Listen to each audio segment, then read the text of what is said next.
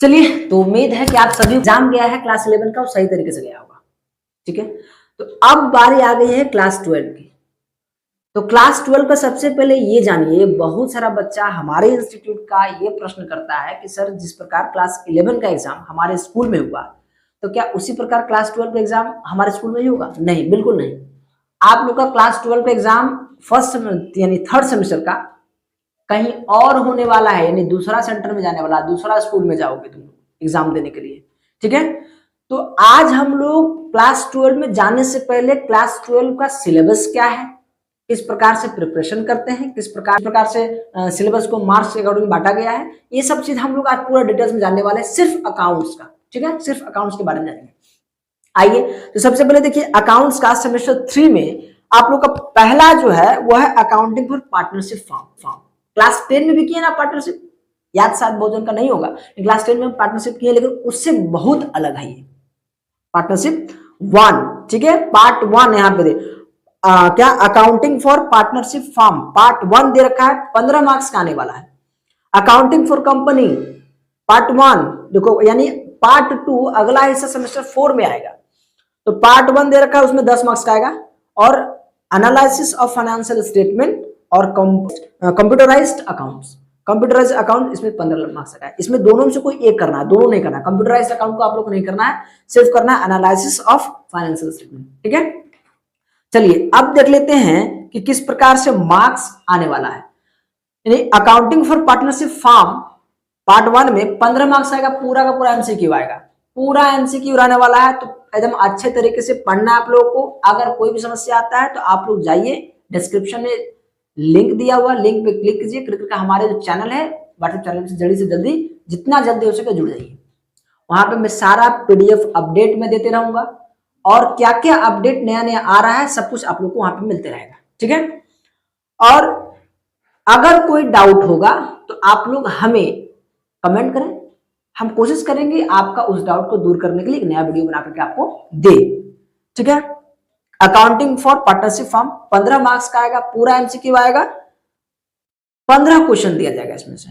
ठीक है, accounting for company, इसमें भी 10 मार्क्स का आने वाला है, पूरा एमसीक्यू रहने वाला है, और 10 क्वेश्चन देगा, हर क्वेश्चन 10 मार्क्स का रहेगा। एनालिसिस ऑफ फाइनेंशियल स्टेटमेंट, इसमें से 15 मार्क्स का आएगा, और एमसीक्यू 15 क्वेश्चन देगा, हर क्वेश्चन 1 मार्क्स का। तो टोटल कितना क्वेश्चन हो गया आप लोग के पास? 40 क्वेश्चन रहेगा, 40 क्वेश्चन रहेगा, 40 मार्क्स का रहेगा। ठीक है, अच्छा अब आते हैं डिटेल्स में जानते हैं थोड़ा सा कि हमारा सिलेबस में पार्टनरशिप में क्या क्या करना पड़ेगा अपने को। ठीक है, तो पहले यहां पे बोला है अकाउंटिंग फॉर पार्टनरशिप 1 में क्या क्या करना रहेगा। सबसे पहले बोला है कि फीचर्स एंड पार्टनरशिप डीड। ये डीड क्या है? पार्टनरशिप डीड बहुत जरूरी है। पार्टनरशिप डीड के बारे में बहुत अच्छी तरह से अगर जान गए, हमको पता चल गया पार्टनरशिप डीड क्या होता है, तो फिर पार्टनरशिप में कुछ नहीं रखा है। ठीक है, अगर है provisions of the Indian partnership act 1932 in the absence of the partnership deed, partnership deed नहीं रहेगा तो क्या होगा? एकदम आपको वीडियो मिल जाएगा, इसका सारा पीडीएफ मिल जाएगा, सम्स मिल जाएगा, बहुत सारा एमसीक्यू भी हम तैयार करके उस ग्रुप में दे देंगे। जल्दी जाइए और जल्दी से ग्रुप में ज्वाइन करिए। अच्छा, अगला है fixed versus fluctuating capital account. अगला है preparation of profit and loss appropriation. अभी तक क्लास 11 में आप लोगों ने सोल प्रोप्राइटरशिप का फाइनल अकाउंट बनाया ना, फाइनल अकाउंट में हम लोग निकालते थे ग्रॉस प्रॉफिट और नेट प्रॉफिट। नेट प्रॉफिट के बाद अब जो बनेगा उसको कहते हैं profit and loss appropriation account. Clear है? अच्छा, profit and loss appropriation, division of profit among partners, guarantee of profit बहुत जबरदस्त रहने वाला है। पोस्ट एडजस्टमेंट, पोस्ट एडजस्टमेंट का मतलब होता है कि हमने सब कुछ कर लिया और कुछ चीज लेना भूल गए। जैसे क्या क्या लेना भूल गए? Relating to interest on capital, क्या होता है interest on capital? Related to interest on drawing, salary of a partner, salary and profit sharing ratio, ये सब। मान लो प्रॉफिट शेयरिंग रेशियो हम लोग गलती कर दिए, गलती बांट दिए, बांटना था 1:2:3 में, अब बांट दिए 3:2:1 में। तो इसको कैसे ठीक किया जाएगा, सब कुछ हम लोग डिटेल्स में करेंगे। ठीक है, गुडविल, आप लोग परिचित होंगे गुडविल से, तो गुडविल कैसे कैलकुलेट किया जाता है, कैसे निकाला जाता है, ये भी सीखेंगे सेमेस्टर 1 में। अच्छा, अब कंपनी अकाउंट में क्या दे रखा है? Features and types of companies, company क्या फीचर्स है, कितने प्रकार के कंपनी होते हैं, और share and share capital nature types क्या है, डिवेंचर, डिवेंचर का मतलब क्या होता है, डिवेंचर किसे कहते हैं, फिर हो गया issue of debenture, at par, at premium, at discount, बस में एट पार क्या होता है, एट प्रीमियम क्या होता है, एट डिस्काउंट क्या होता है, एकदम आपको सब कुछ मिल जाएगा यहाँ पे, ठीक है। Issue of debenture for consideration other than cash, मान लो किसी कंपनी कहां से हम जाकर के एक मशीनरी खरीदे और उसको कैश नहीं दिए, कैश देने के बदले हम डिवेंचर दे दिए। पहले जानेंगे डिवेंचर क्या होता है तभी हमको समझ में आएगा, ठीक है। तो पूरा डिटेल्स जानने के लिए आपको मुझसे जुड़ना पड़ेगा, ठीक है। Issue of debenture with terms of redemption क्या है ये भी पढ़ेंगे हम लोग। अच्छा, टॉपिक एनालिसिस, अब फाइनेंशियल स्टेटमेंट में आ गया। Financial statement analysis meaning, significance, objective, importance and limitations क्या क्या है। अकाउंटिंग फॉर रेशियो एनालिसिस आने वाला है, बहुत जबरदस्त chapter ratio analysis. Liquidity ratio, solvency ratio, activity ratio, profitability ratio, एकदम एकदम सब कुछ नहीं है, हाँ आराम से पढ़ेंगे हम लोग। और में आ रहा है कंप्यूटराइज्ड अकाउंट, कंप्यूटराइज्ड अकाउंटिंग आप लोग पढ़ भी सकते नहीं, कोई आवश्यकता नहीं पढ़ने का, ठीक है, छोड़ देंगे। अब आते हैं सेमेस्टर 4 में अकाउंट्स का क्या सिलेबस दे रखा है, सेमेस्टर 3 यहीं तक है, अब सेमेस्टर 4 में आते हैं। Partnership, accounting for partnership firm part 2, part 1 semester 3, अब part 2 semester 4। Accounting for partnership, accounting for company part 1 हम लोग वहां कर लिए थे, पार्ट 2 यहां करेंगे। कैश फ्लो स्टेटमेंट यहाँ पे दे रखा है, कैश फ्लो स्टेटमेंट बड़ा इंटरेस्टिंग चैप्टर है कैश फ्लो स्टेटमेंट, ठीक है। चलिए अब आते हैं यहाँ पे हम लोग मार्क्स में कैसे करते हैं।